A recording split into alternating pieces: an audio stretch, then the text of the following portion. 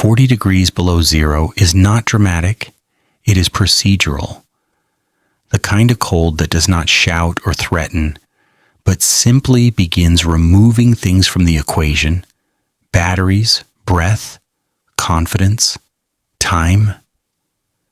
Before you drift any deeper, if this quiet helps you feel safe tonight, you're welcome to stay with us.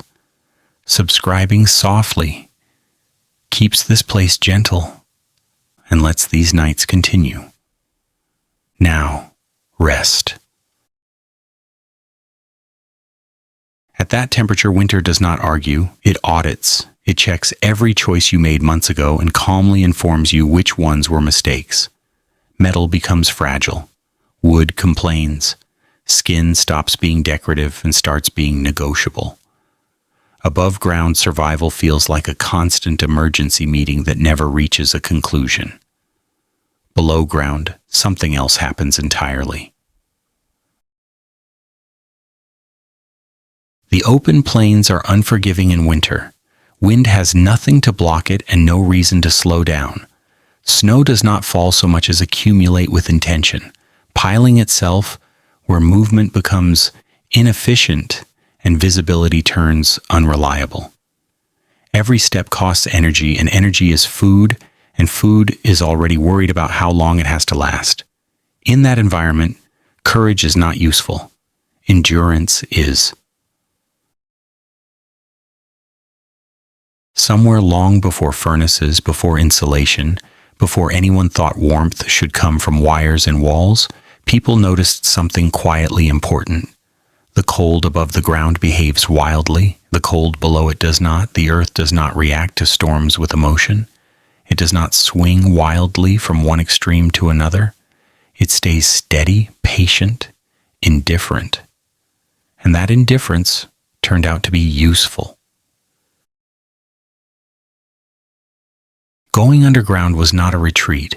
It was an adjustment of perspective. Instead of fighting winter head-on, people stepped slightly aside and let the earth absorb the worst of it. Not deep enough to disappear entirely, just far enough that the soil could begin doing what soil does best: holding temperature, softening sound, slowing air until it behaves. Inside an earth lodge, the first thing that surprises you is not the darkness. It is the absence of urgency. The fire does not roar because it does not need to. It breathes. Smoke rises without confusion, finding its way upward through a small opening that has existed long enough to be trusted. The walls curve overhead, packed with soil and sod, thick enough that the outside world becomes theoretical. Roots hang lightly from the ceiling, not as decoration, but as quiet evidence that the land above is alive and unconcerned with you. The entrance is not a door in the way doors like to imagine themselves. It is a tunnel, low and deliberate, forcing cold air to arrive slowly, reluctantly, already exhausted by the time it reaches the fire. The fire accepts it, warms it, sends it upward as smoke. No switches, no instructions, just physics, allowed to finish a thought it started a long time ago. This is architecture without ego. Nothing here is built to impress. Nothing is ornamental. Every curve, every angle, every material exists because it works. The earth holds the warmth. The fire creates movement. The tunnel controls the cold. The result is not comfort in the modern sense. It is something better. Stability. Inside, time behaves differently. Without sunlight moving across walls, hours stop competing with each other. Work becomes steady instead of frantic. Meals are simple and careful. Sound does not travel far unless invited. Even voices seem to understand where they are and lower themselves out of respect. Dogs sleep near the fire, contributing warmth without commentary. People sit, mend, cook, wait. Winter outside is still trying to kill you. Inside, survival looks almost boring. It looks like soup. It looks like mended hides. It looks like elders who already know which mistakes are not worth repeating. There is no heroism here, no speeches, no declarations of dominance over nature. There is only refusal, quiet, organized refusal. From above, an earth lodge barely announces itself. Covered in sod, it looks like a hill that decided to mind its own business. Snow piles on top, adding insulation rather than threat. Wind passes over without finding purchase. Enemies pass by without noticing. Time passes without being invited. The lodge remains. Modern language would eventually call this passive design, thermal mass, airflow management. The people who built it called it survival. They did not need diagrams or explanations. They watched what worked and kept it. They watched what failed and let it disappear. Over generations, the structure became less a building and more a habit. When winter stops negotiating, it is not strength that saves you. It is preparation disguised as humility. The earth lodge does not conquer the cold. It simply waits it out, patient and quiet, confident that winter will eventually move on, because it always does. And when it does, the people who went underground will still be there, unremarkable, uncelebrated, alive. The decision to go down. The decision to go underground did not arrive as an idea. It arrived as a correction. A quiet one, the kind of correction people make when they have already tried everything else and noticed, without celebration, that nothing above the surface was improving. Winter had made its position clear. Wind was not negotiable. Snow did not respond to effort. Fire alone was not enough. Walls grew thicker and still failed. Roofs were reinforced and still surrendered. At some point, the problem stopped being materials and became orientation. It is tempting to imagine this moment as a flash of insight, someone standing dramatically on a frozen plain and declaring that the answer was beneath their feet. That is not how it happened. Humans rarely change direction because of inspiration. They change because repetition becomes exhausting. The cold kept returning, the losses kept repeating. And slowly, a pattern emerged that did not announce itself as clever, only as less painful. Above ground, everything competes with winter. Every structure is exposed. Every mistake is public. Wind has access to all sides. Heat escapes upward as if it were embarrassed to stay. You can build taller, thicker, heavier, and winter will still find the seams. Below ground, the argument changes. Earth does not rush. Soil does not care about weather in the same way air does. Temperature moves slowly there, reluctantly, like a thought it is not eager to finish. Going down was not an act of surrender. It was an act of editing. People removed the parts of the environment that caused the most damage and kept the ones that behaved predictably. The sky was removed from the equation. The wind was reduced to a visitor rather than a resident. Snow became insulation instead of threat. What remained was gravity, earth, fire, and breath. Those were manageable. The earliest pit houses were not impressive. They were shallow depressions, scraped carefully into the ground, lined with whatever was available, covered loosely, adjusted repeatedly. They were revised more than they were designed. A wall collapsed and the next one leaned slightly differently. Smoke lingered and the opening shifted. Cold crept in and the entrance grew longer, lower, more deliberate. Nothing was theoretical. Every change answered a complaint. What people noticed first was not warmth, but steadiness. The temperature inside did not swing wildly with the mood of the weather. Nights were still cold, but they were consistently cold. Days were dim, but reliably so. That reliability mattered. When survival depends on planning, predictability becomes comfort. You can endure a lot if you know what tomorrow will feel like. The act of descending also changed how people moved. You did not rush into a pit house. You entered slowly, bending, lowering yourself, becoming smaller before being sheltered. This was not symbolic, but it was instructional. The space taught you how to behave inside it. Loud movements felt unnecessary. Raised voices seemed out of place. Even children learned quickly that this was a place for patience. The entrance tunnel was one of the most quietly intelligent decisions in human architecture. Long, low, angled slightly downward, it forced cold air to do extra work before reaching the interior. Cold air sinks. Warm air rises. The tunnel accepted this without argument and arranged itself accordingly.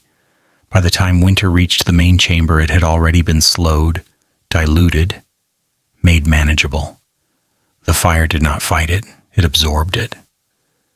Inside, the ceiling was low enough to keep heat close, but high enough to allow smoke to behave. Smoke holes were not decorative openings to the sky. They were carefully negotiated compromises between fire and air. Too small, and smoke lingered. Too large, and warmth escaped.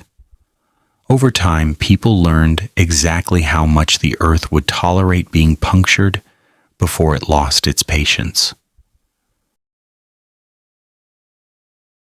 The decision to go underground also changed the social shape of life. You could not build these spaces alone. Digging took time, covering took coordination, maintenance required memory. Earth lodges were communal by necessity, and necessity tends to outlast preference. People slept close together not out of sentiment but efficiency. Bodies share warmth better than walls do. Privacy was redefined rather than eliminated. It existed in tone, posture, silence. Light became precious.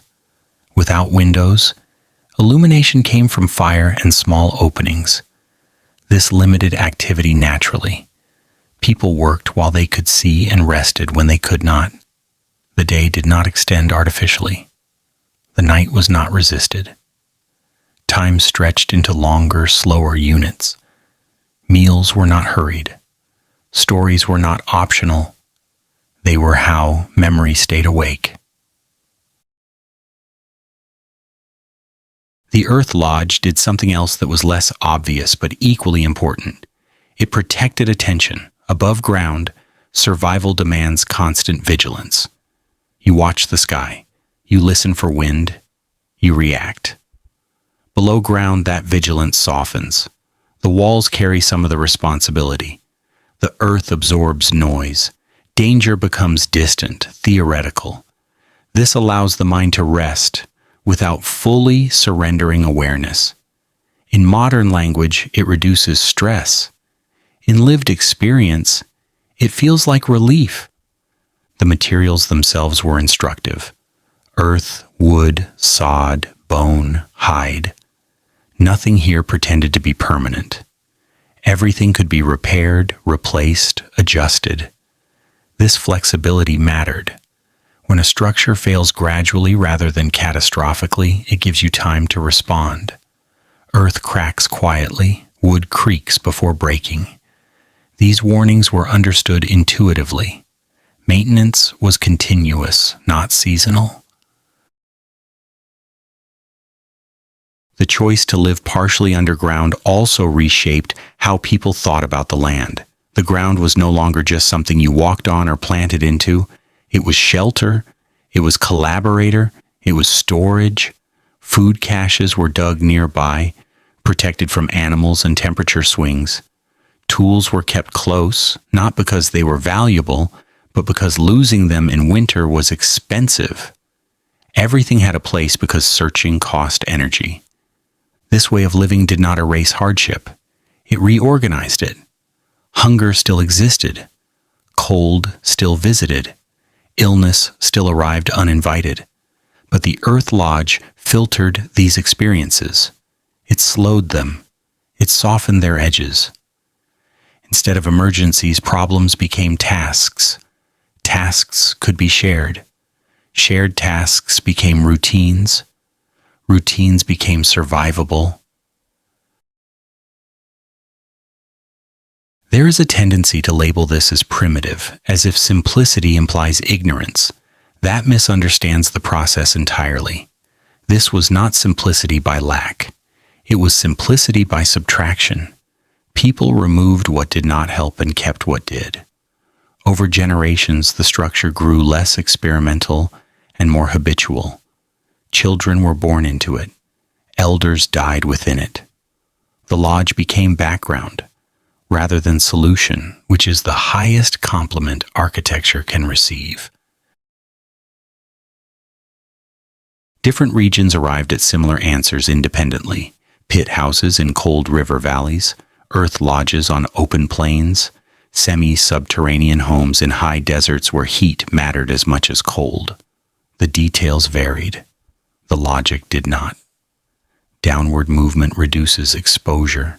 Earth stabilizes temperature. Shared space conserves energy. These truths did not require writing. They were felt nightly. Spring eventually arrived, as it always does. Snow melted. Entrances opened. Light returned. But the lodge did not disappear. It waited. Summer was temporary. Winter was reliable. When the cold returned, people did not debate where to go. They went down. The decision to go underground was never about hiding from the world.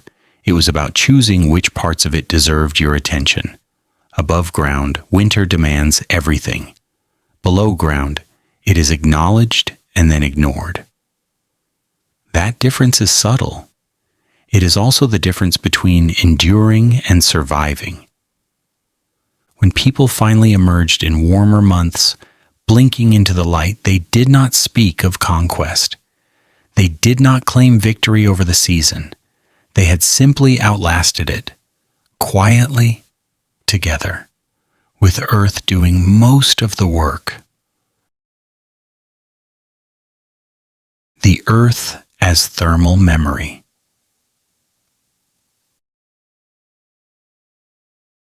If the decision to go underground was a correction, then what followed was a lesson in patience.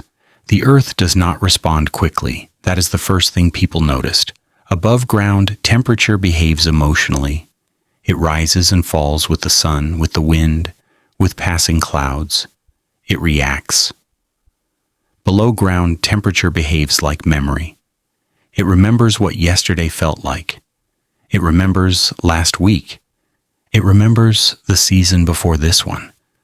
And it refuses to forget just because the weather has changed its mind. Soil holds heat the way stone holds silence, slowly, reluctantly, without enthusiasm. This is not warmth in the way fire is warm. It is not comforting. It is reliable. The earth does not offer heat. It preserves it. Whatever warmth enters the ground tends to stay, settling into layers, spreading outward, losing urgency. Cold does the same. But because cold arrives later underground, it also leaves later. The result is not balance, but delay. And delay in winter is survival. People did not need formulas to understand this. They felt it with their bodies.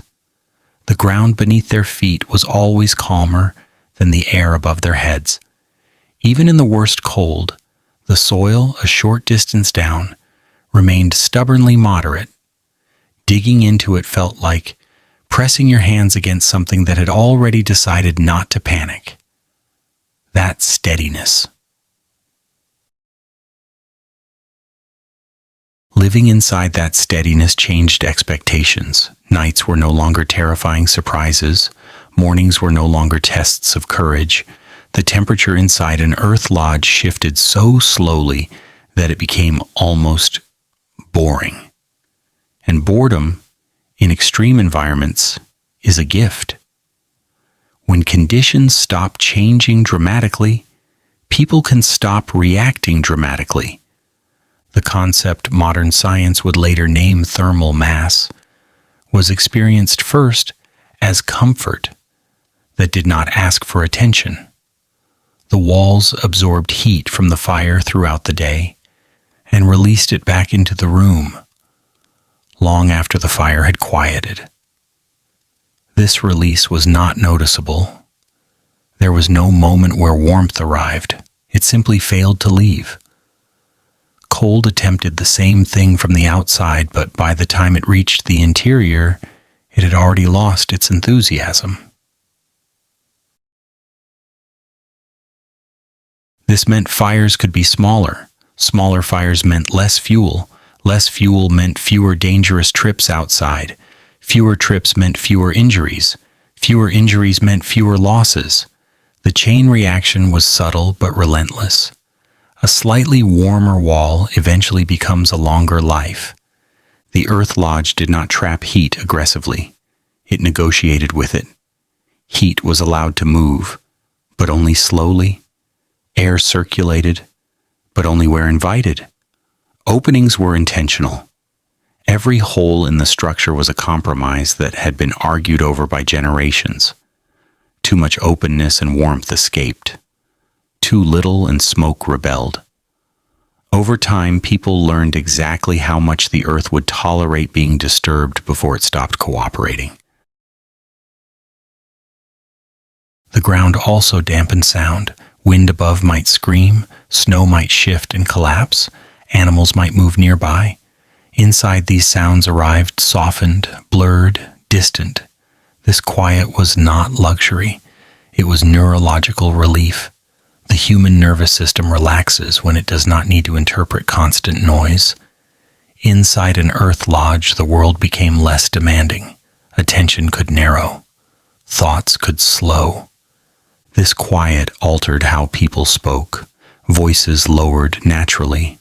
Words were chosen carefully, not because silence was sacred, but because it was comfortable. Loudness felt unnecessary. Even conflict behaved differently.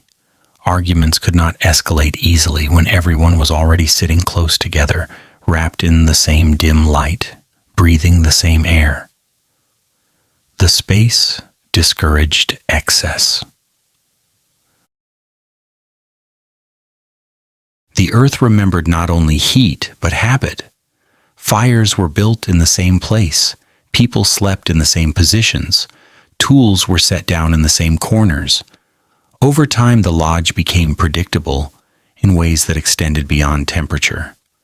Your body learned where to go without instruction.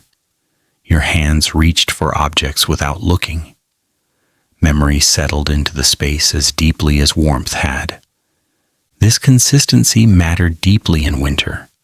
When daylight is scarce and external cues disappear, routine becomes orientation. The Earth Lodge provided that orientation quietly.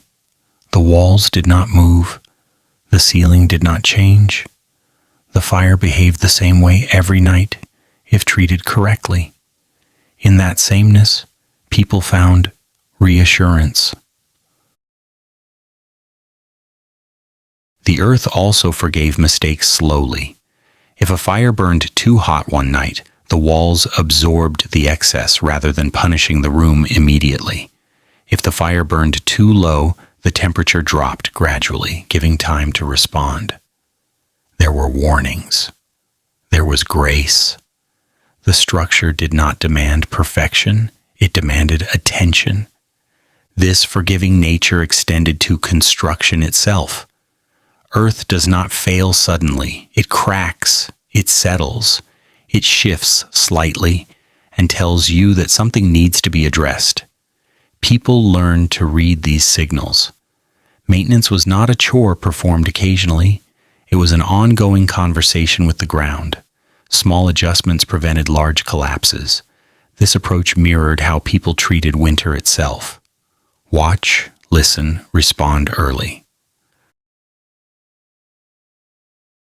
The Earth Lodge also reshaped the relationship between interior and exterior seasons. Summer heat did not penetrate easily. The interior stayed cool long after the sun had become aggressive. In warm months, the lodge became a refuge from excess rather than absence. The same walls that protected against freezing now shielded against overheating. The structure did not specialize, it moderated. This moderation influenced diet, work, and rest. Food stored underground lasted longer, protected from temperature swings. Fermentation behaved predictably. Drying occurred slowly. Spoilage was reduced. Work rhythms adjusted to the interior climate rather than the exterior one. People rested when the lodge darkened, not when the sky insisted. The earth remembered seasons longer than people did. Even when spring arrived abruptly above ground, the lodge remained cool, reminding inhabitants not to rush. Even when autumn turned suddenly cold, the interior held on to summer a little longer, softening the transition. This lag reduced shock. Bodies adapt better when change arrives gently. Living inside thermal memory also shaped emotion. Fear thrives in unpredictability. Anxiety feeds on rapid change. Inside an earth lodge, change was slow. Threats were distant. This did not eliminate worry, but it contained it. The mind mirrors its environment more than it admits. In steady spaces, thoughts become steadier. It is easy to romanticize this calm, but it was earned, not gifted. The earth cooperated only if treated with respect. Dig too carelessly, and walls collapsed. Cut openings too large, and warmth vanished. Ignore maintenance and cracks widened. The ground was patient but not passive. It remembered neglect as clearly as it remembered heat. Over generations, people learned exactly how far to push this relationship. They learned how deep was deep enough, how thick was sufficient, how much opening was tolerable. These measurements were not written, they were embodied. Children grew up feeling them. Elders corrected them gently. Knowledge moved through muscle memory rather than instruction. Different landscapes required different negotiations. In wetter regions, drainage mattered. In drier ones, insulation took priority. In frozen soils, digging was shallow but careful. In softer ground, structures went deeper.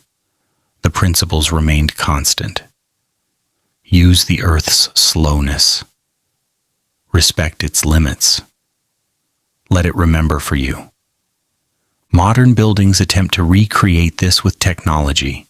Insulation layers, climate control systems, thermal buffering materials, sensors and switches that work tirelessly to maintain comfort. The Earth Lodge accomplished much of this without effort once it was built. It did not consume energy to stay warm. It simply refused to forget yesterday. This refusal is what made it powerful.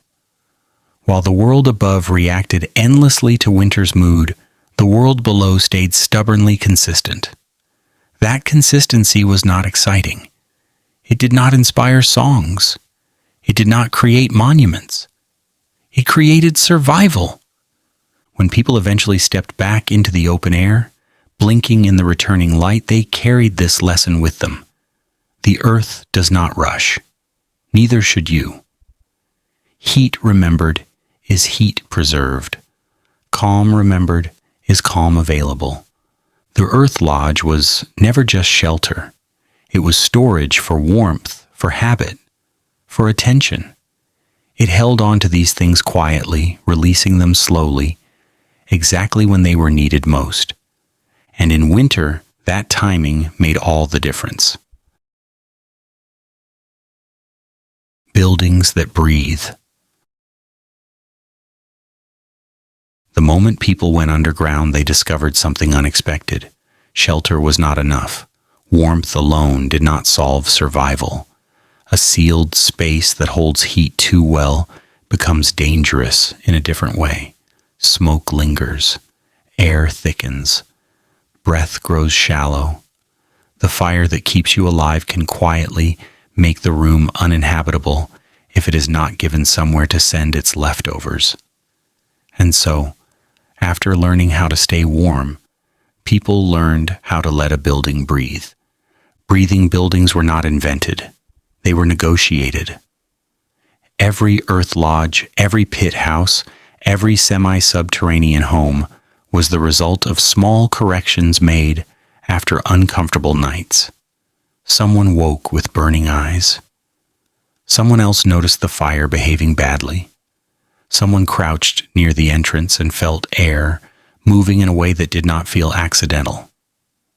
These observations were not theories. They were complaints.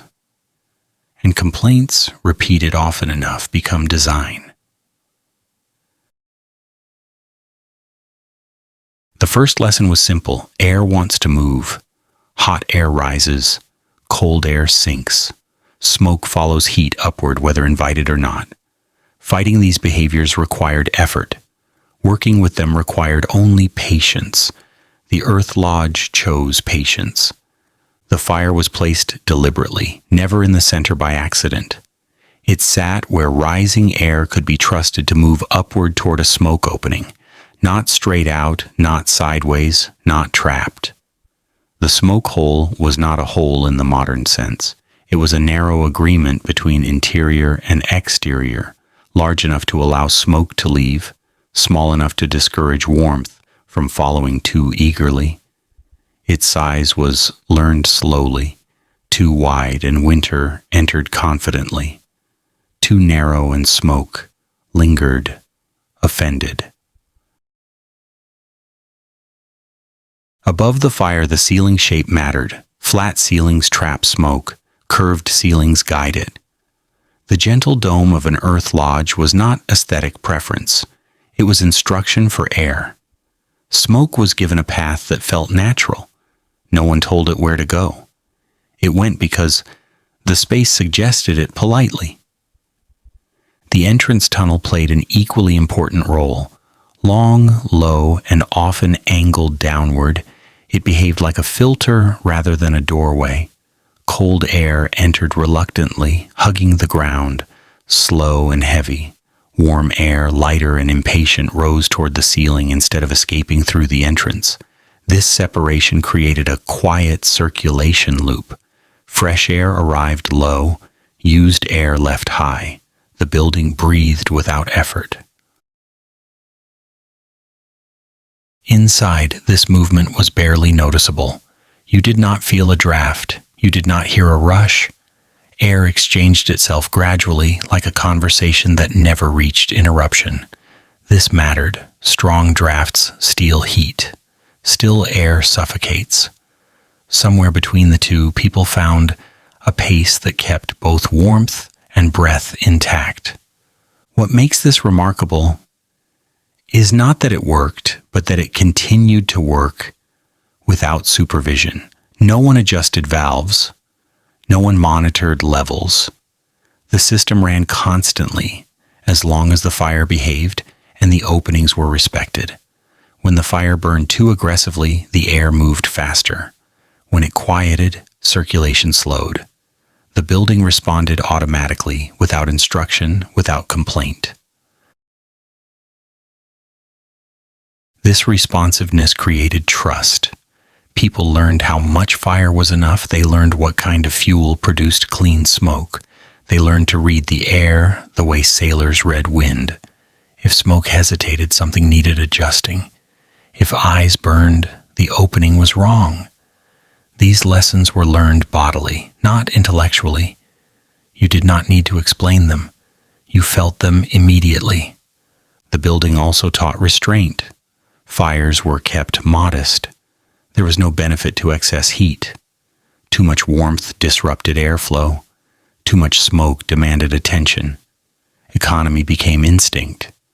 Burning just enough fuel to stay comfortable was not moral discipline. It was practical comfort. The earth lodge discouraged sudden changes. If someone opened the smoke hole too wide, the room cooled quickly and complained. If someone blocked it too much, smoke protested. The structure responded to misuse with discomfort rather than disaster. This feedback loop was gentle but firm. It taught users how to behave. Over time, people stopped thinking about airflow consciously. The building absorbed that responsibility. You entered, you lit the fire, you trusted the space.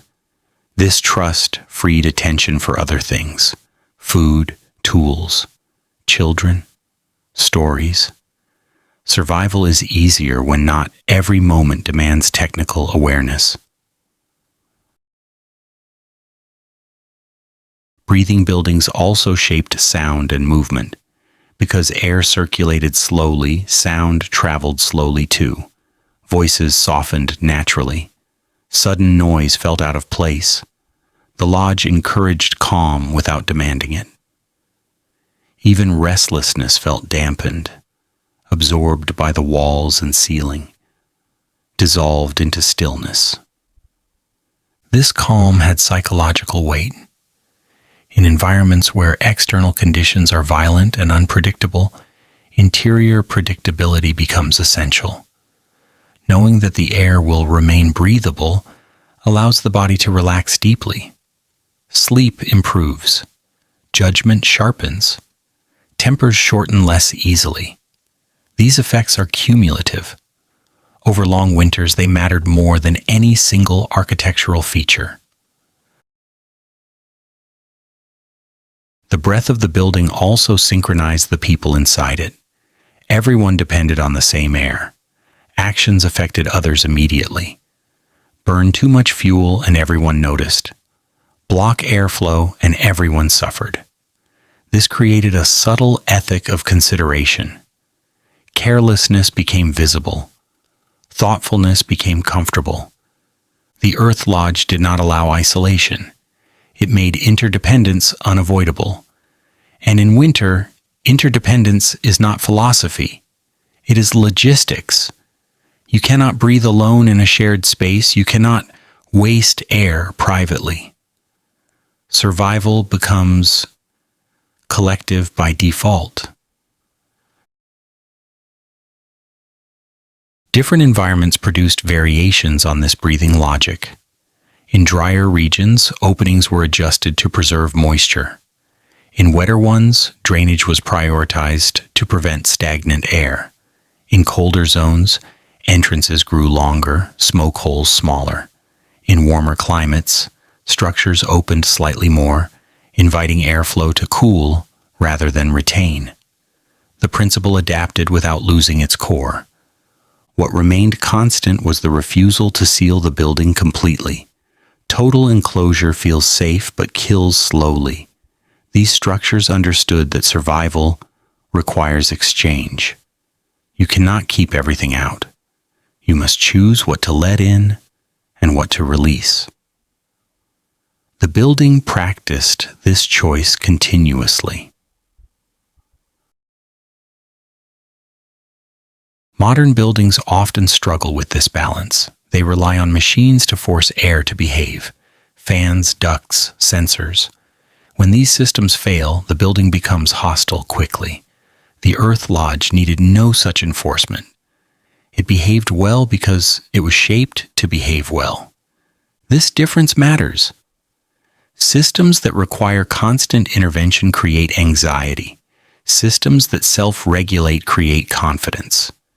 People living in breathing buildings trusted them not because they were perfect, but because they were forgiving.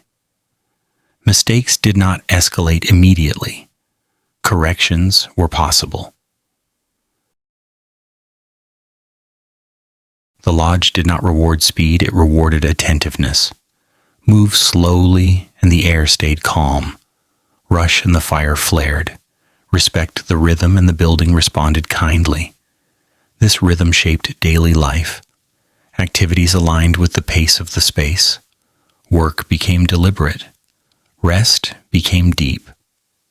Over generations, these breathing structures refined themselves. Minor changes accumulated. a slightly altered ceiling curve, a repositioned fire pit, a narrower entrance.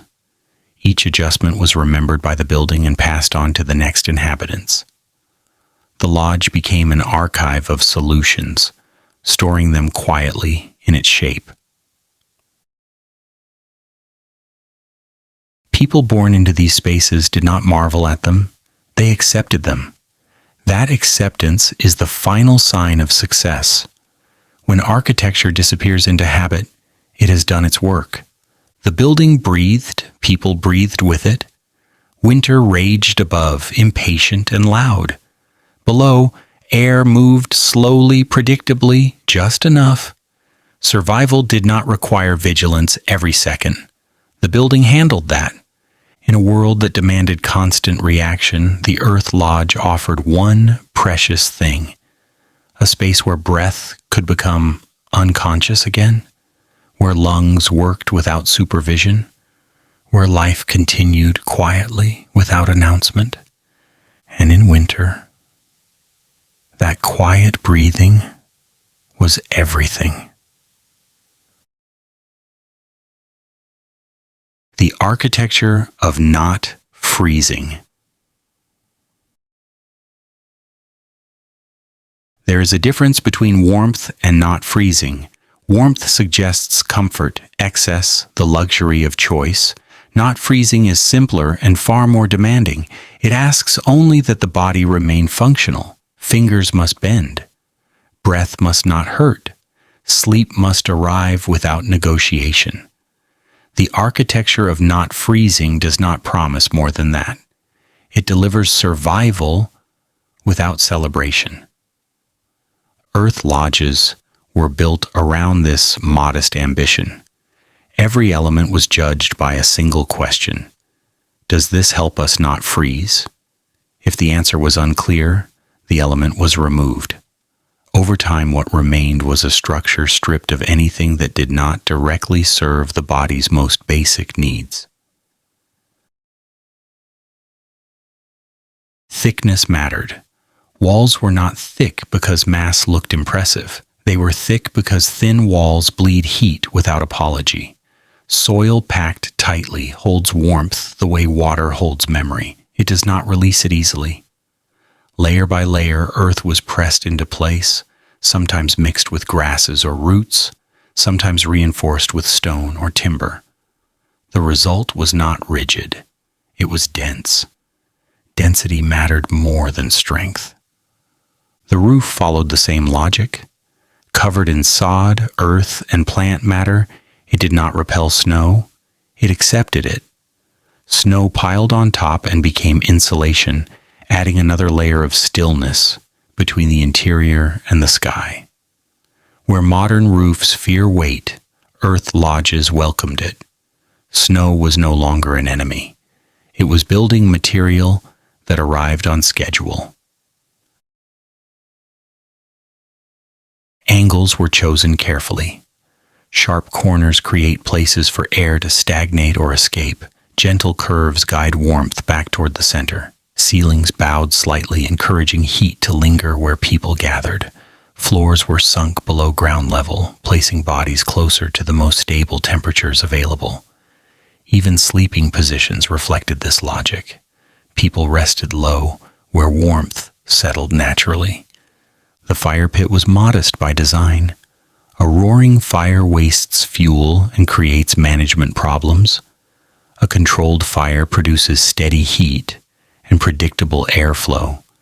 Stones often lined the pit, absorbing heat during the burn and releasing it slowly afterward.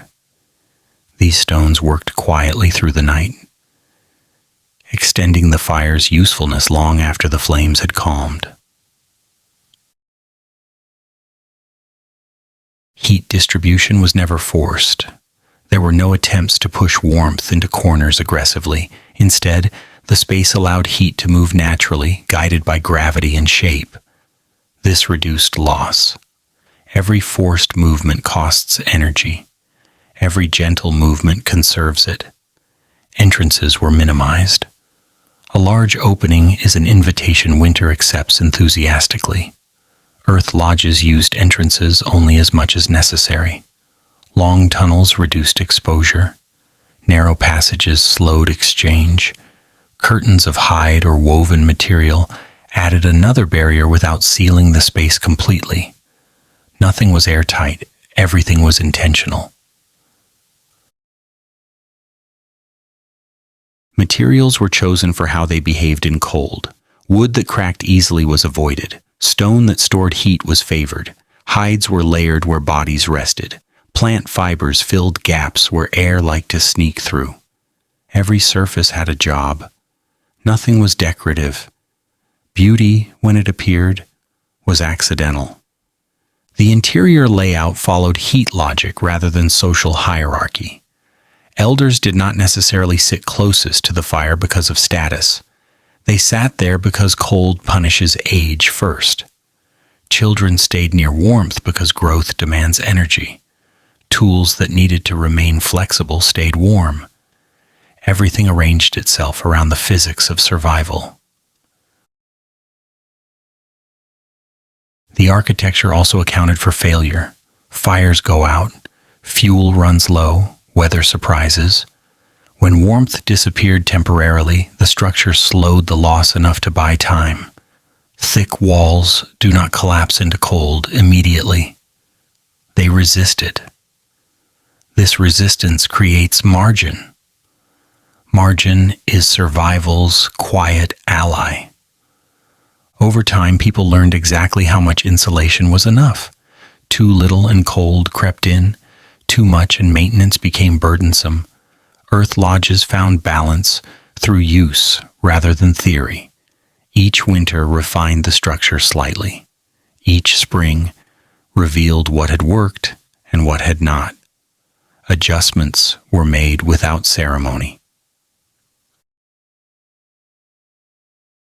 This process produced buildings that aged well. Earth lodges did not require constant rebuilding. They required attention. Cracks were filled. Roofs were relayered. Entrances were adjusted. These tasks were seasonal, expected, and shared. Maintenance was part of the rhythm of life, not an emergency. Not freezing also required conserving heat once it was earned. Doors were not opened casually. Movement in and out was deliberate. People coordinated tasks to reduce exposure. If one person needed to leave, others prepared. Fire was tended before departures. Everything slowed slightly, not out of fear, but efficiency. The architecture reinforced this slowness. Moving quickly in a low-curved space feels awkward. Standing upright is discouraged. Running is impractical. These limitations are not flaws. They reduce accidents. They preserve heat. They align behavior with survival. Even clothing interacted with the building. Heavy garments were worn outside and loosened inside to allow bodies to share warmth more effectively. Layers were adjusted gradually rather than removed entirely. The space supported this moderation. There was no need for sudden change. The building also stored warmth indirectly through food. Pots simmered gently, releasing heat while preparing meals. Drying racks captured warmth rising from the fire. Fermentation benefited from steady temperatures. Calories were not just eaten, they were managed. This architecture created predictability. Predictability reduced fear. When people knew how cold the night would be inside, they slept more deeply. Deeper sleep improved health. Improved health increased endurance. Endurance reduced mistakes. The chain continued quietly. It is important to note what this architecture did not attempt. It did not aim to eliminate winter. It did not try to create summer indoors. Such ambitions would have failed. Instead, it aimed to narrow winter's reach. Cold was acknowledged, moderated, and contained. Different cultures arrived at similar solutions because the problem was universal. Cold does not care about language or tradition. It tests materials, bodies, and decisions with equal indifference. Earth lodges passed this test repeatedly because they accepted its terms. The success of these structures was not dramatic. There were no moments of triumph. Survival unfolded night after night without incident. Children grew, elders aged. Winters came and went. The building did not demand gratitude. It simply worked. Modern perspectives sometimes mistake this for primitiveness. In reality, it is precision without ornament. The architecture of not freezing does not announce intelligence. It demonstrates it quietly. When conditions improved and people stepped back into the open air, the lodge remained behind them, waiting. It did not decay quickly. It did not demand abandonment. It stayed useful, ready for the next cold season, confident that winter would return. And when it did, the architecture was already prepared. It did not rush. It did not panic. It did not change its mind. It simply did what it had always done. It kept people from freezing. Food that knows how to wait. Hunger is loud. It announces itself early and often. It interrupts thought, shortens patience, and makes decisions feel urgent even when they should not be. Winter understands this weakness well. It stretches time, limits movement, and waits for hunger to do the rest. Against that pressure, food that merely fills the stomach is not enough. What matters more is food that knows how to wait. The Earth Lodge was never just a place to sleep. It was a system designed to slow consumption as much as it slowed cold. Storage mattered as much as shelter. In winter, eating is not an act of pleasure. It is an act of scheduling. Calories must be timed, spaced, and protected from both spoilage and impatience. Underground storage changed this relationship immediately. The same soil that stabilized temperature inside the living space extended its calm to food kept nearby. Caches dug into the earth held a steady coolness that resisted freezing and delayed decay. Roots stayed firm. Grains stayed dry. Meat preserved with smoke or fat rested without complaint. The ground did not rush food toward ruin. It postponed it. This postponement created confidence. When people know food will not betray them overnight, they stop eating defensively. Meals become measured instead of anxious. Portions shrink slightly. Frequency adjusts. Hunger still exists, but it becomes predictable. Predictable hunger is survivable hunger. Earth lodges organized food by patience. What spoiled quickly was eaten first. What waited well was saved. This hierarchy was understood intuitively. Fresh meat was cooked and shared. Dried meat was guarded. Fermented foods were trusted. Grains were handled carefully, kept away from moisture and rodents. Nothing was left where it could surprise someone later. Fire played a quiet, supporting role. Cooking was slow. Boiling extracted calories efficiently. Stews stretched small amounts of protein across many mouths. Bones simmered until they surrendered everything useful. Fat was valued not for flavor, but for endurance. It burned slowly in the body, just as it did in lamps. The architecture reinforced this economy. Pots hung near the fire, absorbing heat gradually. Drying racks used rising warmth without demanding extra fuel. Smoke cured meat while heating the room, serving two purposes without asking for more effort. Food preparation became part of the heating system rather than a separate task. Storage spaces were positioned carefully, too close to the fire and food spoiled, too far and it froze or attracted animals.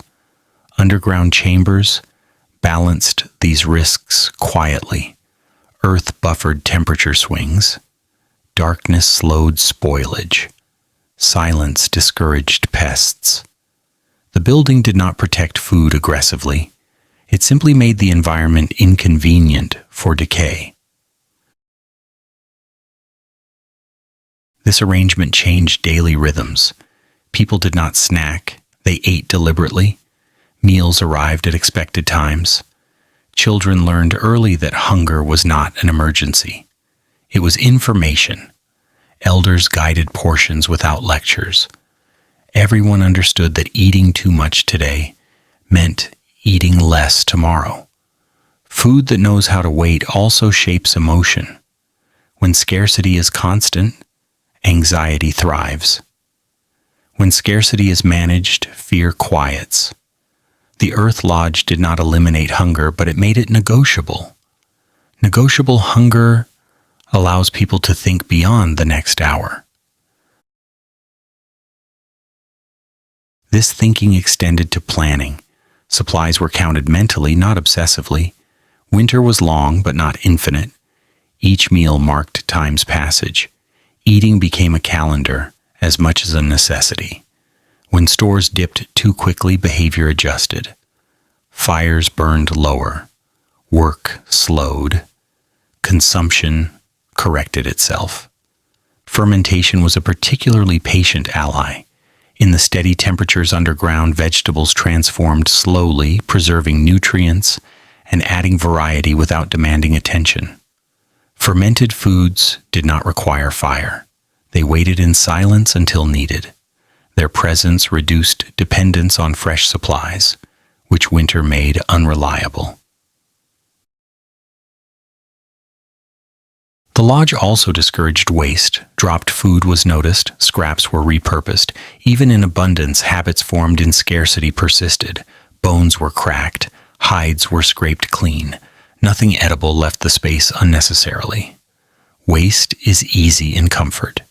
In winter, it feels personal. Sharing food inside a confined space created its own discipline. Hoarding was visible. Uneven portions were noticed. This visibility was not enforced by rules, but by proximity.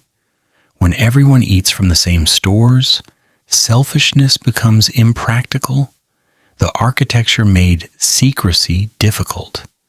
That difficulty preserved fairness.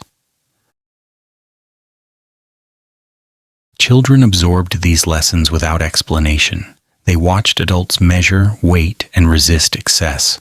They learned that satisfaction did not mean fullness. It meant continuation. A full stomach that emptied the store was not success. A modest meal that left supplies intact was. Food also became social glue. Meals punctuated long nights, stories accompanied eating. The act of sharing reinforced the idea that survival was collective. Even the slow rhythm of chewing matched the pace of the space. Nothing rushed you. Nothing demanded speed. The storage of food underground also protected morale. Knowing that sustenance was close, stable, and protected allowed people to rest more deeply. Sleep improves digestion. Calm improves appetite regulation. These effects compound quietly. Over weeks and months, they mattered as much as calories themselves. Different environments adjusted the details. In colder regions, storage focused on preventing freezing damage. In milder climates, spoilage was the enemy. In dry areas, moisture was guarded against. In wet ones, drainage mattered. The logic remained consistent. Let the earth slow everything down. The Earth Lodge did not romanticize food. There was no illusion of abundance. Portions remained honest. Hunger was acknowledged but managed. This honesty prevented panic. Panic wastes food. Calm preserves it. Food that knows how to wait also changes how people think about the future. When tomorrow's meal is plausible, tomorrow itself feels plausible. Despair struggles in environments where basic needs are scheduled competently. The lodge provided that schedule quietly. Even when supplies ran low, the system softened the blow. Gradual depletion allowed for gradual adjustment. No one woke suddenly to nothing. Warning arrived early. Response followed. Winter punished impulsiveness. The lodge rewarded foresight. Modern life often forgets this relationship. Food arrives instantly, disappears instantly, and demands little patience. Scarcity feels catastrophic because no habits exist to meet it. The Earth Lodge built patience into daily life. Waiting was not a failure. It was a skill. When spring approached and stored food ran low, people did not curse winter. They expected this moment. Fresh supplies would arrive soon. Hunger sharpened anticipation rather than fear. The transition was uncomfortable but familiar. The lodge did not create abundance. It created endurance. Endurance allowed people to survive long enough to see abundance return. That was enough. Food that knows how to wait is not glamorous. It does not impress visitors. It does not inspire celebration. It simply refuses to disappear too quickly. And in winter, that refusal is everything. Women who held winter together. History often remembers winter as a test of strength. It prefers stories of endurance framed through endurance itself, muscles against wind, courage against cold. What it forgets or chooses not to notice is that winter is mostly survived through continuity, through tasks that repeat, through decisions that look small when described and enormous when neglected. In the Earth Lodge, continuity had a center of gravity, and it was not loud. The lodge did not run itself. Fire did not tend itself. Food did not portion itself fairly. Warmth did not distribute itself intelligently. All of that required attention, and much of that attention was provided by women whose work rarely created moments dramatic enough to record. They did not conquer winter. They arranged life so that winter could be tolerated. This was not a matter of assigned roles written down somewhere. It emerged because certain kinds of work demand presence rather than interruption. The fire must be noticed before it becomes a problem. Food must be adjusted before it becomes scarce. Children must be calmed before hunger becomes panic. These tasks require time spent inside, awareness stretched across hours rather than minutes. Winter rewards those who stay. Inside the Earth Lodge, women became the keepers of rhythm. They knew when the fire needed feeding without checking it obsessively. They knew how much smoke the air could tolerate before becoming uncomfortable. They noticed subtle shifts in temperature long before they became threats. This was not instinct. It was accumulated observation, refined through repetition. Fire was never just fuel, it was timing. Burn too fast and you waste wood, you will miss later. Burn too slow, and the room cools unevenly. Someone had to feel that balance and maintain it while doing other things. The person doing this work could not leave for long stretches. Winter does not forgive absence. Food management required the same attentiveness. Portions were adjusted quietly. Stores were checked casually without ceremony. If supplies dipped faster than expected, meals changed without announcement. Thicker soups, smaller pieces of meat, more grain, less fat.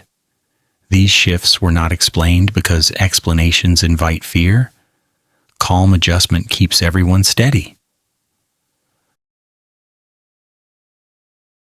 Women also controlled space in ways that were invisible until missing. Sleeping arrangements changed subtly as temperatures dropped. Elders moved closer to warmth. Children were repositioned. Tools were placed where cold would not make them brittle. Hides were layered and relayered. These movements looked domestic. They were logistical. The Earth Lodge was a shared environment, but it required constant tuning. That tuning happened through hands that knew the space intimately. Where drafts liked to sneak in, which corner cooled first, which stone still held warmth from the previous night. Knowledge like this does not travel well in words. It stays with the people who live closest to the space. This closeness also meant emotional regulation. Winter compresses people physically and psychologically. Long nights magnify small irritations. Hunger shortens patience. Darkness encourages rumination. Someone had to keep the interior from becoming as hostile as the exterior. This did not happen through authority. It happened through tone. Voices were lowered deliberately. Conflicts were redirected before escalating. Children were distracted. Elders were listened to even when repetition crept in. These interventions were not dramatic enough to be remembered later. They were effective enough to prevent collapse. The work of holding winter together also included memory, not the kind written down, but the kind embedded in habit. Which foods lasted longest? Which storms arrived earliest? Which adjustments helped last year? Women carried these details across seasons, often without framing them as knowledge. They simply repeated what worked. Teaching happened without instruction. Children learned by watching how food was handled, how fire was treated, how silence was used. They absorbed priorities. Do not waste warmth. Do not waste food. Do not waste attention. These lessons were not moralized. They were demonstrated nightly. The lodge itself reinforced this transmission. Confined space accelerates learning. Mistakes are immediate. Corrections are visible. A poorly managed fire affects everyone. A careless movement spills food where it will be noticed. The environment provided feedback constantly. Women responded to that feedback and modeled response rather than reaction. It is important not to romanticize this labor. It was heavy. It was constant. It was rarely optional. Winter does not allow days off from survival. The mental load alone was significant. Counting supplies, tracking weather patterns, anticipating needs. The fact that this work was normalized does not make it light. What it does make it is foundational. Without this continuity, strength outside the lodge would have been wasted. Hunting, gathering, and repair mattered, but they depended on a stable interior to be useful. A successful hunt means little if food spoils. Strong tools fail if hands are numb. Endurance outside collapses without coordination inside. The Earth Lodge amplified this interdependence. There was no private space to hide incompetence, no separate quarters to offload responsibility. Everyone relied on the same systems. Those systems required caretaking. Over time, caretakers became indispensable. This indispensability rarely translated into prestige. Winter survival does not create monuments. It creates absence of disaster. History tends to overlook absence. It prefers events. The women who managed winter produced none. They produced continuation. Different cultures expressed this pattern differently. In some places, women owned the lodges themselves. In others, they controlled interior resources. In many, they held authority not through command, but through familiarity. They knew the lodge better than anyone else because they rarely left it for long. That knowledge carried weight. The architecture itself supported this arrangement. Low ceilings, shared spaces, and constant presence favored those who worked steadily rather than episodically. The lodge rewarded patience. It rewarded those willing to notice small changes over long periods. This is not a coincidence, it is selection. Winter teaches a particular kind of intelligence, not speed, not dominance. Attention. Women who held winter together practiced that intelligence daily. They did not need to name it. It showed in the outcomes. Fewer conflicts, fewer accidents, fewer emergencies. Even illness was managed quietly. Symptoms were noticed early, warmth was adjusted, food was modified, rest was encouraged without isolation, care happened continuously rather than intensively. This reduced severity. It preserved strength. The emotional climate of the lodge mattered as much as the physical one. Fear spreads quickly in confined spaces.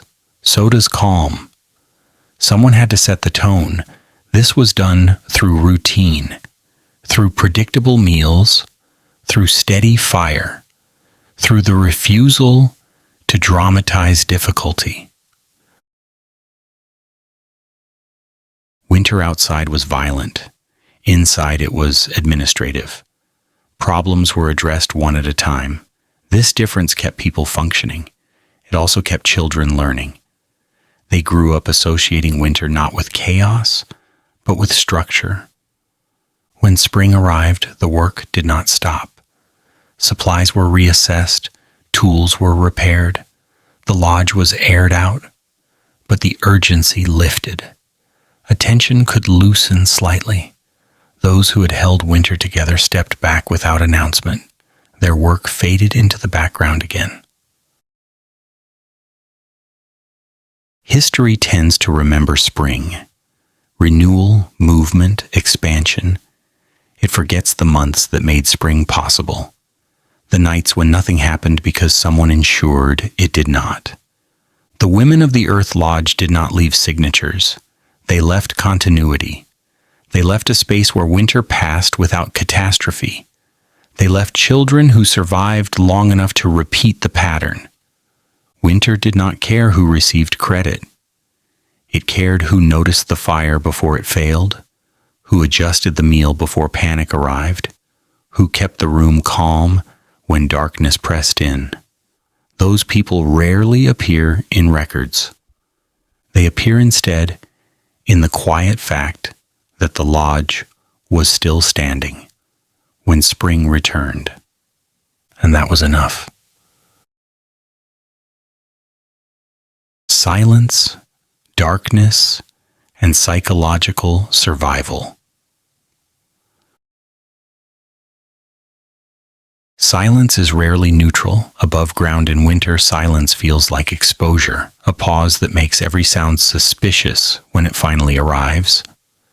Wind stops and the body tenses. Snow settles and the mind searches for meaning.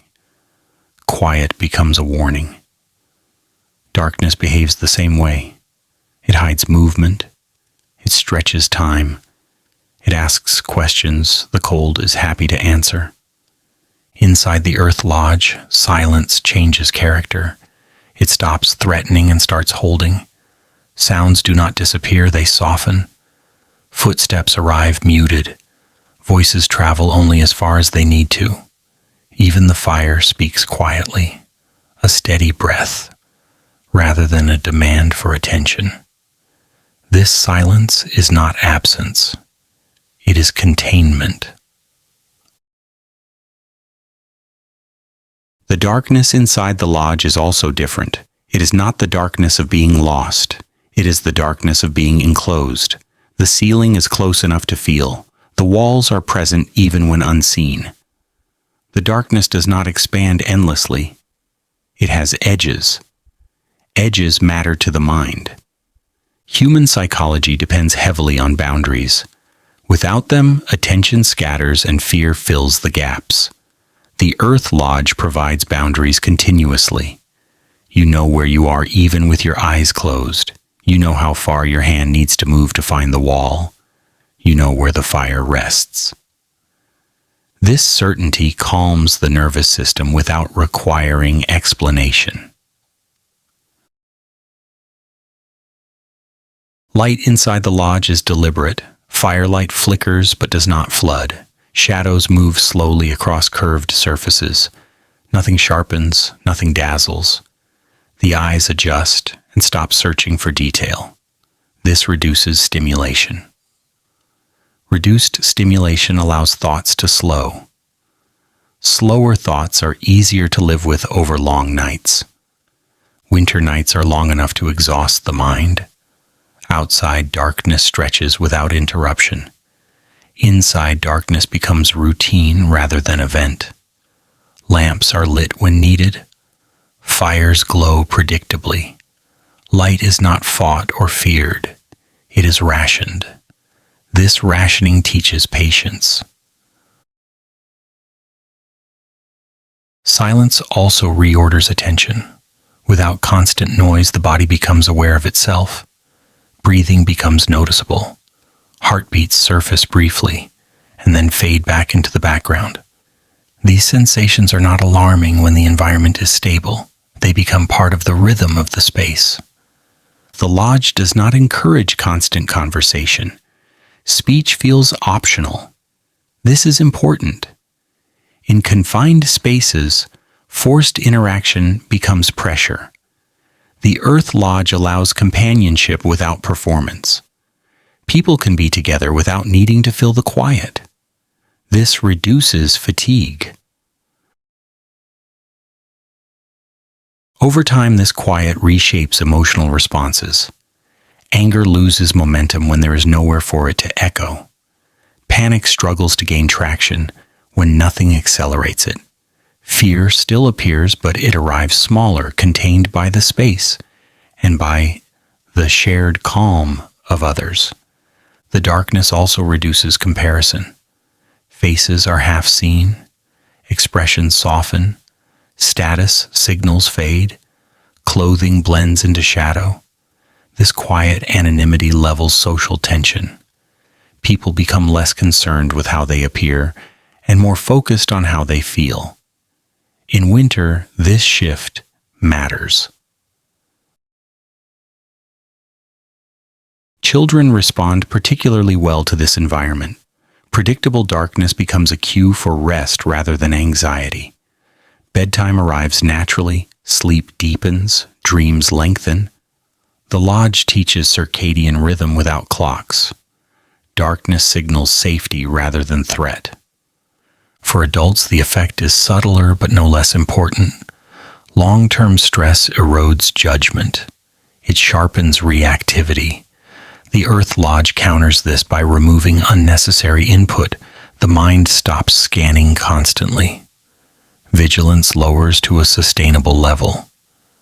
This preserves decision-making over months rather than hours. Silence inside the lodge also supports memory. Stories told quietly stick. Repetition feels natural rather than forced. Oral knowledge moves easily when nothing competes with it. Winter nights become classrooms without desks. Lessons arrive wrapped in narrative rather than instruction. The darkness makes these stories intimate. Voices carry warmth. Details linger. Listeners drift in and out without missing the thread. Memory does not require full attention to take root. It grows quietly in the background. This environment also allows grief to exist without overwhelming the group. Loss in winter is inevitable. The lodge does not eliminate it. It contains it.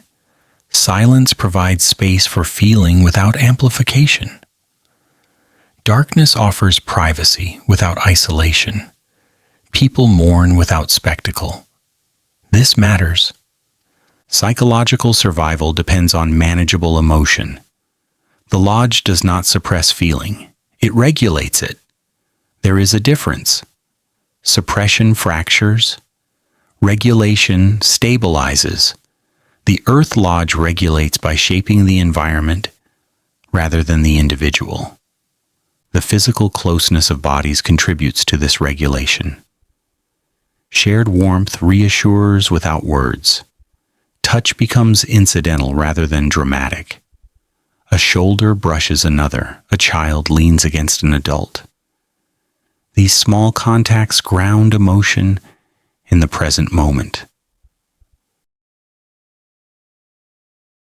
Outside, winter encourages catastrophizing. Each storm feels like escalation. Each silence feels like anticipation. Inside, the lodge flattens emotional spikes. Nights blend into one another. This blending reduces the sense of endlessness that often breaks morale. Time behaves differently underground. Without clear markers, days lose sharp distinction. This can be disorienting in the short term, but stabilizing in the long term. Instead of counting days, people count routines, meals, fires, rest periods. This shifts focus from duration to continuity. Continuity is psychologically protective. When life feels like a series of repeated actions rather than a countdown, endurance improves. The lodge creates this effect quietly. It does not announce time, it allows it to pass. Silence also protects sleep. External noises rarely penetrate fully. The wind's arguments stay outside. Snow's movements arrive muffled. The mind does not startle awake unnecessarily. Sleep becomes deeper, more restorative. Over long winters, this is decisive. Dreams in such environments tend to be vivid but contained. Darkness invites imagination, but boundaries keep it anchored. People wake remembering fragments without distress. Dreams become companions rather than intruders. The lodge also reduces sensory conflict. Smells remain familiar: smoke, earth, food, bodies. Nothing sudden, nothing alien. Familiarity calms the limbic system. Calm preserves energy. Energy saved psychologically becomes energy available physically. People move more efficiently, they argue less, they make fewer errors. These effects are cumulative and often invisible, but they decide survival. It is tempting to view silence and darkness as hardships. In the lodge, they become tools. Tools require skill to use. The people who lived this way learned that skill through repetition. They learned when to speak and when to let quiet do the work. They learned when to light a lamp and when to let darkness hold the room. Modern environments often remove silence aggressively. Noise fills every gap. Darkness is resisted with artificial light. The result is constant stimulation and chronic fatigue. The Earth Lodge does the opposite. It removes stimulation until only what matters remains. This removal is not deprivation, it is refinement. When fewer things demand attention, the remaining ones receive it fully. Relationships deepen. Tasks become clearer. Fear loses unnecessary fuel. The lodge also teaches that not everything needs resolution immediately. In darkness, some questions wait until morning. In silence, some conflicts dissolve without intervention. This patience preserves social cohesion. Over generations, people raised in such environments developed a tolerance for quiet that modern minds often lack. They did not equate silence with emptiness. They experienced it as support. This difference reshaped their internal landscapes. Psychological survival in winter is not about optimism. It is about steadiness. The Earth Lodge does not promise happiness. It provides conditions where despair struggles to take hold. That is enough. When spring eventually returns, light floods back in. Sounds sharpen, movement expands. People emerge changed subtly, Their tolerance for noise is lower. Their appreciation for quiet lingers. The lodge's influence does not vanish with the snow. It remains in habits, in pacing, in the understanding that survival is not always loud.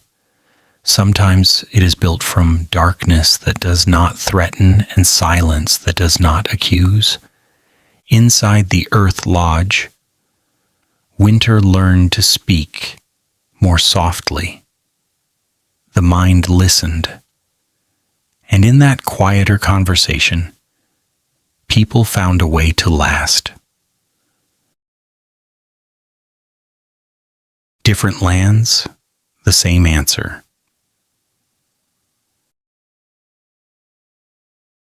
If you step far enough away from the plains, the snow changes its texture but not its intent.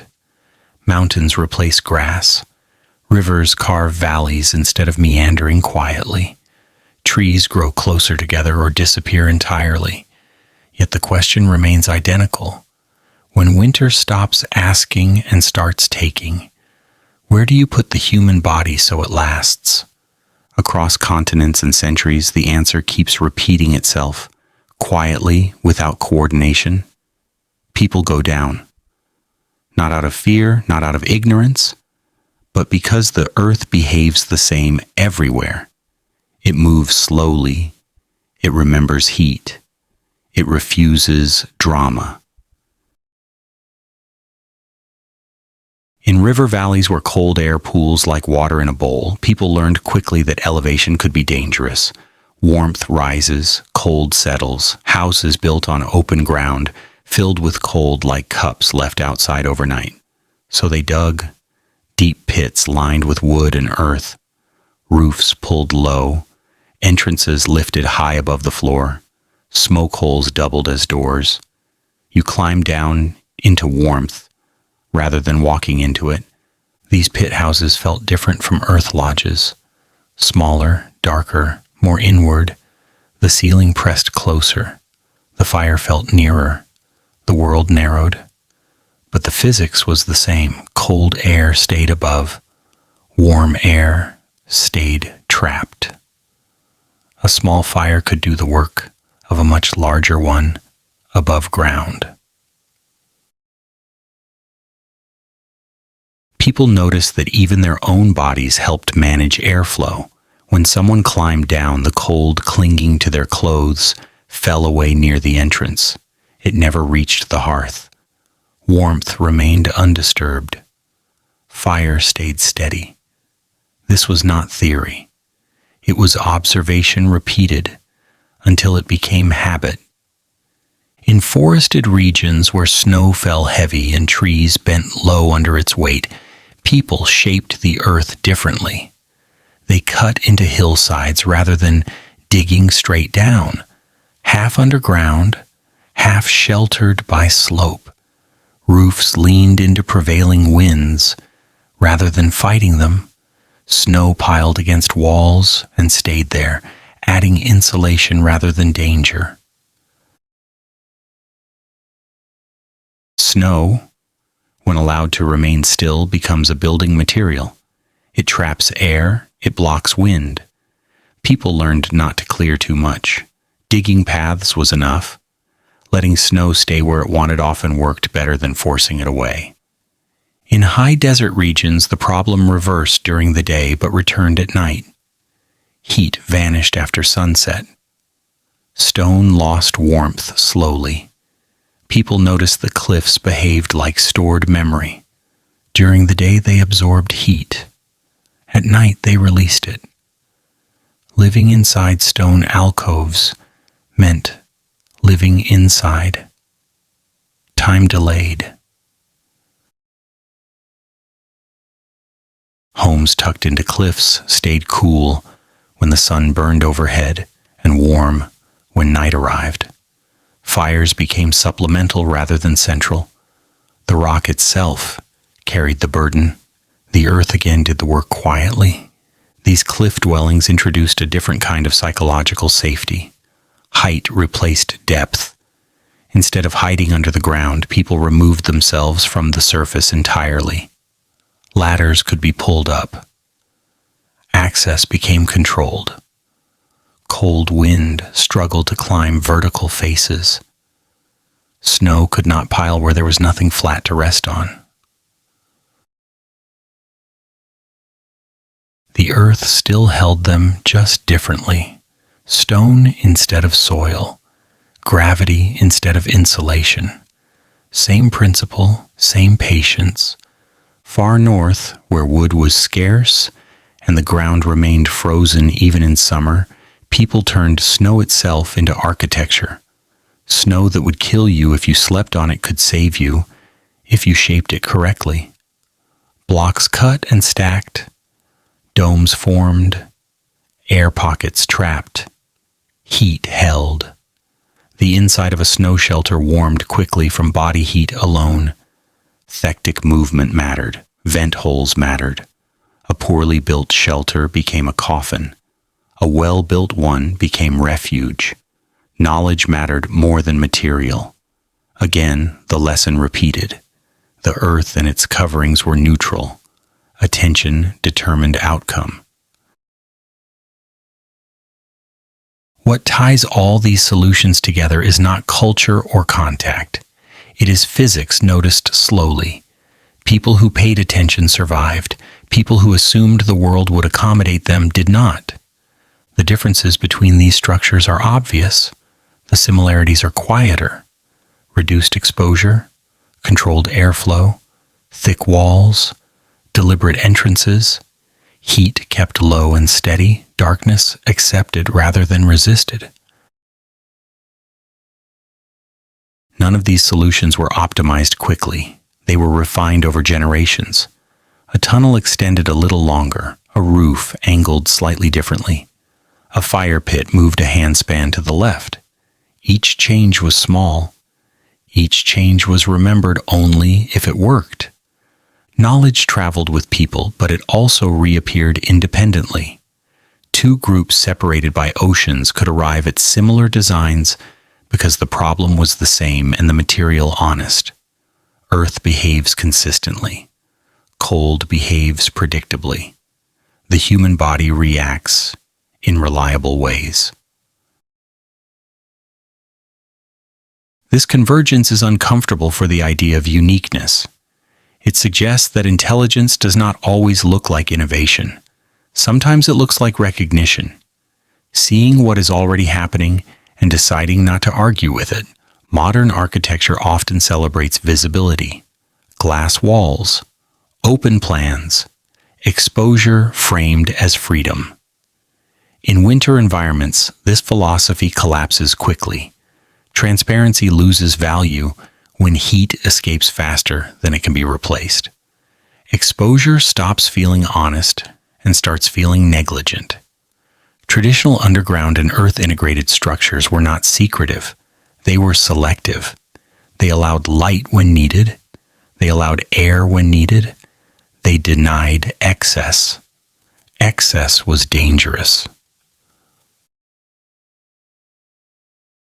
Psychologically, these structures taught restraint. You learned not to demand more than the environment could give. You learned to notice subtle shifts.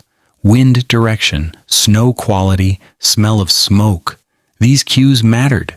Socially, these homes shaped behavior. People learned how to move quietly, how to share space without friction, how to wait. Waiting became a skill rather than a failure. Children raised in these spaces learned limits early, not as rules, but as realities. Fires could not be fed endlessly. Food could not be replaced until spring. Warmth depended on cooperation rather than effort alone. This understanding produced a different relationship with survival. It was not heroic, it was methodical. Survival was not something you achieved once, it was something you maintained daily. Across these regions, storytelling served the same function. It carried technical knowledge disguised as narrative. Why the entrance faces a certain way, why the fire sits where it does, why snow is left untouched in some places and removed in others. Stories preserved details long after the builders were gone. These stories were not always literal. They did not need to be. They were memorable. That was enough. Memory preserved technique better than instruction manuals ever could. There is a tendency to romanticize these structures as symbols of harmony. That misses something important. They were not built because people felt spiritually aligned with nature. They were built because people noticed what worked and repeated it until it became tradition. Harmony was the result, not the motivation. The earth did not reward intention, it responded to behavior. Those who aligned their behavior with its properties lasted longer. Over time, those behaviors hardened into culture. Different lands produced different aesthetics, different rituals, different materials, but the quiet agreement remained. Go where temperature changes, slow down. Reduce surface area, control openings, let the ground do the heavy lifting.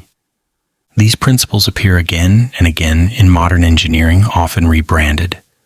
Thermal mass, passive heating, earth sheltering, controlled ventilation. They are treated as rediscoveries rather than inheritances. The irony is gentle but persistent. Solutions labeled advanced often resemble solutions once labeled primitive. The difference lies not in effectiveness but in memory. The earth lodge on the plains, the pit house by the river, the cliff dwelling in the desert, the snow shelter in the far north. All of them answered the same question with variations of the same sentence. Do not fight winter. Step aside and let the earth absorb the blow. This shared logic connects people who never met. It creates an invisible network of understanding stretching across geography and time. A quiet agreement reached independently thousands of times. Survival did not require consensus. It required observation. When you strip away ornament, language, belief, and identity, what remains is a human body that needs warmth, rest, and continuity. The earth provides these if approached carefully. The structures built to access this generosity were not monuments. They were temporary, they decayed. They were rebuilt. Their value was never in permanence. It was in repeatability. Anyone could learn to build one if taught. Anyone could improve one if attentive. This accessibility mattered. Knowledge that cannot be shared does not survive. By the time spring arrived, people emerged carrying more than relief. They carried confirmation. The system worked again. That confirmation strengthened trust for the next winter. Trust in the earth. Trust in shared knowledge. Trust in the quiet logic that said survival was not about dominance, but placement. Different lands asked the same question every year. Different people answered it the same way without speaking to each other. The earth listened and responded consistently. That consistency is the real inheritance, not the structures themselves, but the understanding that the ground beneath your feet is not an enemy. It is a buffer, a memory, a place where time slows enough for human life to continue. In winter, across continents, people stepped down into that memory and waited. And when spring returned, they climbed back out, carrying the lesson with them again. Why these designs refused to disappear. Some ideas refuse to die, not because they are celebrated, but because they continue working quietly when everything else fails. Underground shelters belong to this category. They do not demand recognition. They do not require belief. They simply remain useful long after fashions change and technologies age out of relevance. When surface architecture began to dominate, when height replaced depth as a symbol of progress, these older designs did not vanish. They retreated. They became seasonal structures, emergency shelters, storage spaces, ceremonial rooms. They waited. Waiting is something the earth is good at. Civilizations rose that valued visibility, openness, display. Walls grew thinner, windows grew larger, buildings reached upward as if daring winter to try harder. Sometimes winter accepted the challenge. Pipes froze, roofs collapsed, fuel disappeared. And quietly, people went back to digging. The persistence of underground design is not nostalgia. It is memory embedded in practice. When fuel is scarce, when supply chains break, when storms linger longer than predicted, the ground continues doing what it has always done. It holds temperature, it blocks wind, it absorbs noise, it stabilizes extremes. These qualities do not depend on culture. They do not require advanced tools. They are available anywhere soil exists. This universality makes them difficult to erase completely. In times of abundance, these designs appear unnecessary. They are labeled inconvenient, dark, inefficient for daily life. Comfort becomes defined by light and openness. Psychological comfort becomes confused with exposure. This confusion lasts until conditions change. When conditions change, underground solutions reappear without announcement. Cellars become shelters, basements become living spaces, subways become refuges, old tunnels become valuable again. People remember without realizing they are remembering.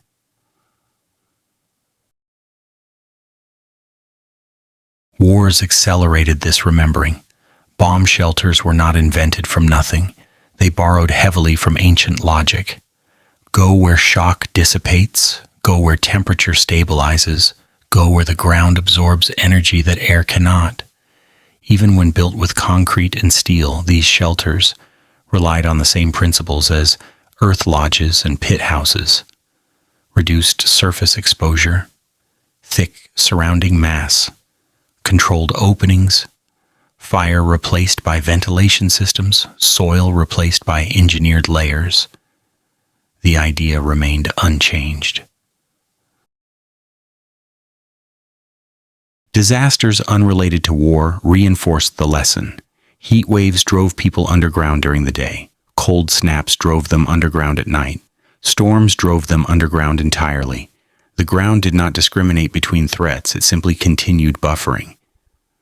The refusal of these designs to disappear is tied to their lack of dependency. They do not need grids. They do not need constant input. They do not demand precision. They tolerate error. This tolerance is rare in engineered systems.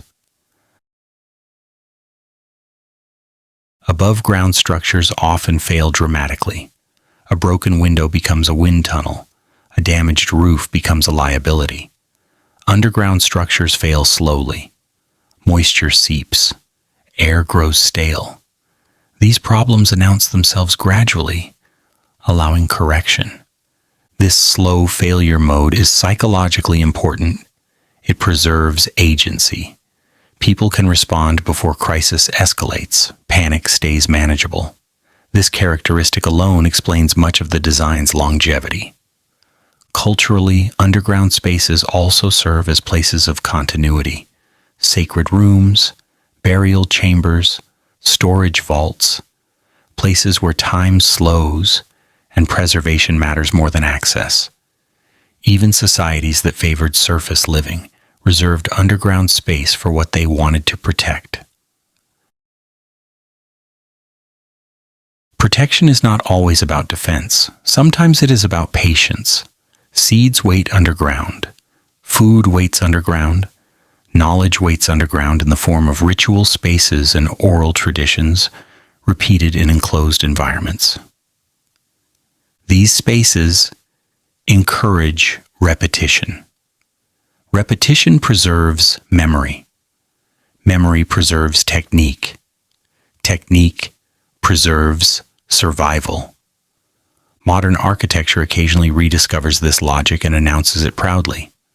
Earth-sheltered homes, passive solar design, thermal mass. These are presented as innovations. They are not. They are translations.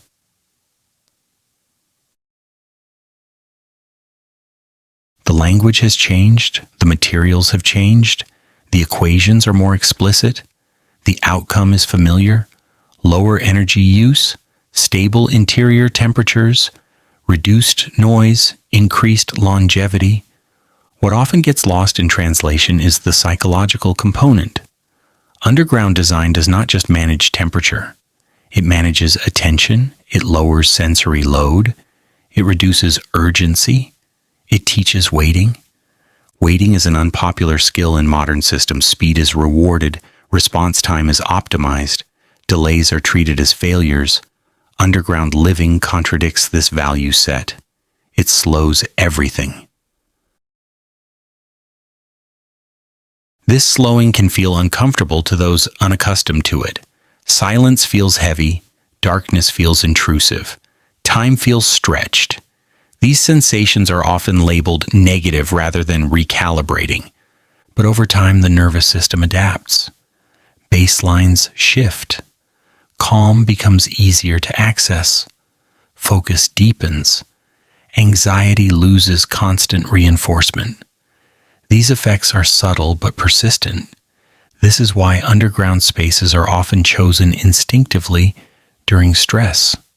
People retreat to basements during storms. They seek enclosed rooms during panic. They lower light and reduce noise without being told to. The body remembers what the mind has forgotten. Even urban environments demonstrate this.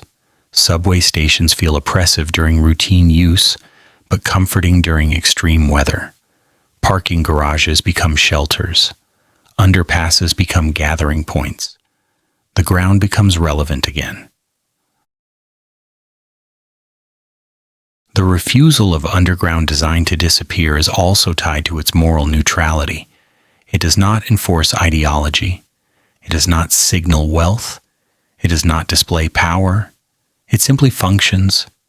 Because of this, it survives. Regime changes. Political system. Archaeology repeatedly uncovers this continuity. New structures built on top of old ones. Basements repurposed from earlier dwellings. Tunnels extended rather than abandoned. The ground accumulates layers of habitation like sediment. Each layer tells the same story in different materials. People learned. People adapted. People stayed close to the earth when conditions demanded humility. Humility is an underrated survival trait. Underground living enforces it physically. You cannot dominate space when the ceiling curves above you. You cannot ignore gravity when walls are soil. You cannot forget dependence when fire and air must be balanced carefully. These constraints produce attentiveness. Attentiveness produces longevity. The designs refused to disappear because they required cooperation. Building underground is labor-intensive. Maintenance is communal. No one person can easily dominate or hoard such spaces. This discourages extremes of hierarchy within them. Shared space shapes shared responsibility. Shared responsibility shapes social resilience. Societies that retained these structures often retained stronger internal bonds during crisis. This does not mean underground life was idyllic. Conflict still existed. Scarcity still hurt, loss still occurred, but the environment reduced amplification. Problems remained local rather than cascading. Modern systems often amplify failure. One broken component affects thousands. Underground systems isolate failure. One collapsed tunnel affects one structure.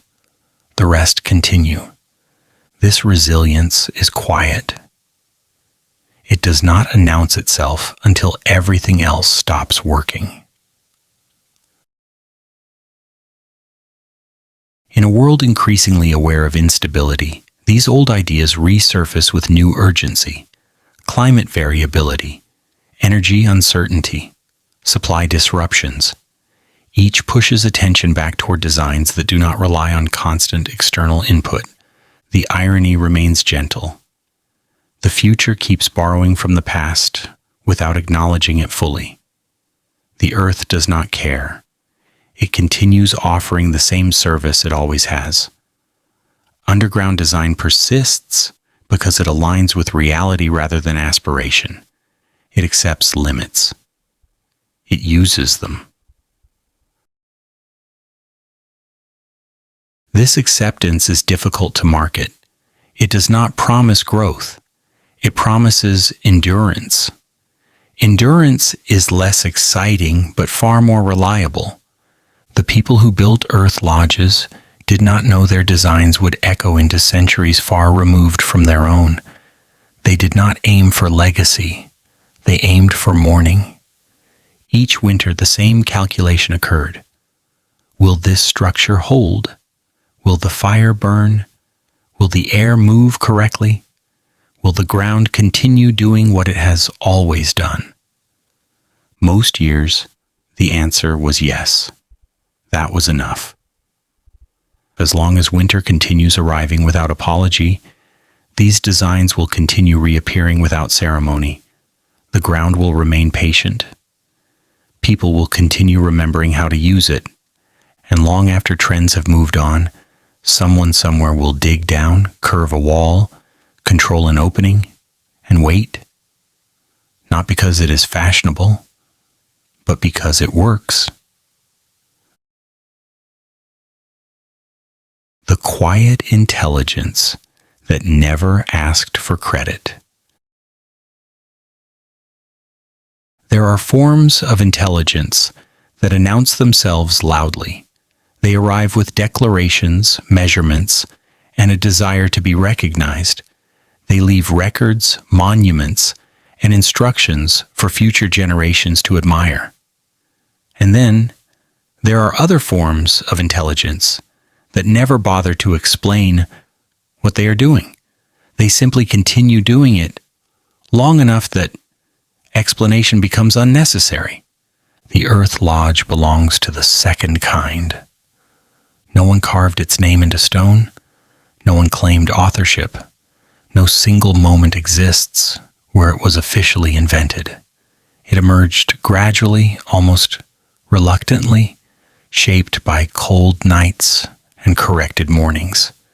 It was not designed to impress. It was designed to remain. This kind of intelligence is difficult to notice because it does not create events. It creates absences. The absence of freezing, the absence of panic, the absence of collapse. History struggles with absences. It prefers noise. When winter passed without catastrophe, there was nothing to record. No battle was won. No crisis was averted dramatically. People simply woke up again. Morning arrived quietly. That quiet arrival repeated itself year after year until survival felt ordinary. Ordinariness is where quiet intelligence hides best. The structures that carried people through winter did not look clever. They looked heavy, low, unremarkable.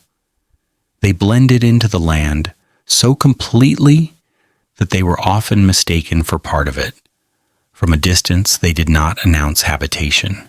They announced patience. This patience was not passive, it was active restraint. Every part of the lodge embodied a decision not to overreach, not to build higher than necessary, not to open more than was safe, not to burn more than was useful. These were not aesthetic choices. They were ethical ones, though no one framed them that way. Ethics often begin as survival strategies that worked too well to abandon. Inside these spaces, intelligence did not live in ideas. It lived in habits. How fire was fed, how food was portioned, how silence was used, how darkness was allowed. These habits did not need defense. They justified themselves every night. This intelligence was distributed rather than centralized. No one person held the full system in their head. It existed across bodies, routines, and shared memory. Remove one individual, and the system continued. Remove attention, and it failed. That balance kept it honest.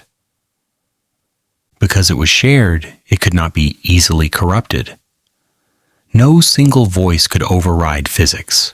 No ambition could outvote winter. The lodge enforced humility structurally. It made arrogance uncomfortable. This is perhaps why it endured. Systems that depend on restraint tend to survive longer than systems that depend on control. Control requires constant energy. Restraint conserves it. The Earth Lodge conserved everything it touched: heat, food, attention, emotion. Even hope was conserved carefully, stretched across months, rather than spent all at once. Hope was not a feeling, it was a schedule. Modern thinking often equates intelligence with optimization: faster, bigger, more efficient. The intelligence embodied in these structures worked differently. It optimized for continuity rather than performance. The question was never how much could be achieved, but how little could be lost. Loss accumulates quietly. So does preservation. What makes this intelligence unsettling is how little it cares about recognition. It does not correct misunderstandings. It does not defend itself against being called primitive. It does not mind being forgotten temporarily because it knows it will be remembered again when conditions deteriorate. And conditions always deteriorate eventually. When systems built on excess encounter scarcity, they break loudly. When systems built on restraint encounter abundance, they simply wait. The Earth Lodge waited through centuries of surface experimentation. It waited through eras that valued visibility over stability. It waited through moments when people believed they had outgrown the need to hide. Then it reappeared. Not as nostalgia, as necessity. Basements filled with people during storms. Cellars became shelters. Underground rooms became places of calm. The same instincts surfaced without instruction. People lowered themselves physically and emotionally, seeking containment rather than expansion. This repetition reveals something uncomfortable. The human body remembers certain truths longer than cultures do. It remembers where it feels safest. It remembers what steadiness feels like. When overwhelmed, it moves toward enclosure. Quiet intelligence lives where the body trusts before the mind explains.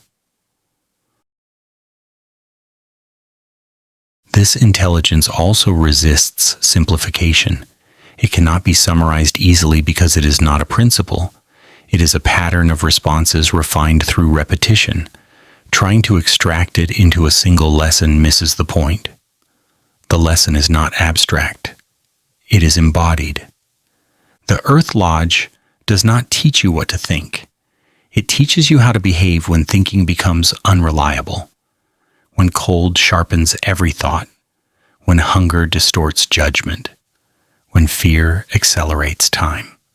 In those moments, intelligence that relies on calm routines outperforms intelligence that relies on insight flashes. Routine endures. The structures that carried people through winter were not impressive because they solved problems. They were impressive because they prevented problems from becoming emergencies. This prevention did not look like action. It looked like nothing happening. Nothing happening is the highest achievement in extreme environments. The quiet intelligence of these designs also avoided moral drama. It did not frame survival as victory. It did not reward suffering with meaning. It treated winter as a condition, not an antagonist. This framing reduced emotional waste. Emotional waste is expensive. It burns energy without producing heat. By refusing to dramatize winter, the Lodge allowed people to endure it without internalizing it. Winter passed through the season, not through identity. People did not become defined by hardship. They remained themselves. This separation mattered. Societies that fuse identity with struggle often carry that struggle forward, even when conditions change.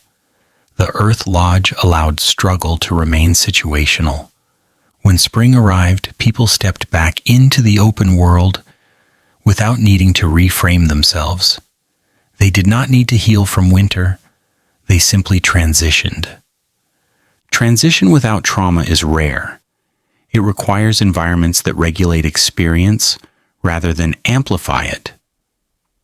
The Lodge did exactly that. There is also something gently ironic about how unheroic this intelligence is. It does not make for exciting stories. It does not produce climactic moments. It does not reward risk-taking. It rewards attention is not glamorous. It does not photograph well. It does not scale easily. But it survives. The people who built and lived in these structures did not see themselves as particularly wise. They were responding to feedback. Cold came in, adjustments were made, warmth stayed longer, adjustments remained. Wisdom emerged accidentally. This accidental wisdom is often dismissed because it lacks intention. But intention is not required for intelligence. Response is. The Earth Lodge responded well to winter. Winter responded by passing without catastrophe. That exchange repeated until it became invisible. Invisible systems are often the most reliable ones. As the series closes, there is no final revelation to offer, no moral to extract cleanly, no instruction to apply universally. The intelligence on display here does not want to be generalized. It wants to be remembered bodily. Remember what it felt like to be in a space that did not demand urgency. Remember how calm emerged not from reassurance, but from predictability. Remember how survival looked when it stopped performing. The Earth Lodge did not try to teach humanity anything. It simply existed long enough to demonstrate that some solutions do not need improvement. They need preservation. There are ideas that move history forward. There are others that hold it steady. Quiet intelligence belongs to the second category. It does not chase progress. It makes progress survivable. When the night grows long again, when systems strain, when winter arrives without apology, this intelligence will still be available, waiting patiently beneath the surface, unconcerned with whether it is remembered fondly. It will not announce itself. It never has. It will simply not collapse. And perhaps that is the most intelligent thing it ever did.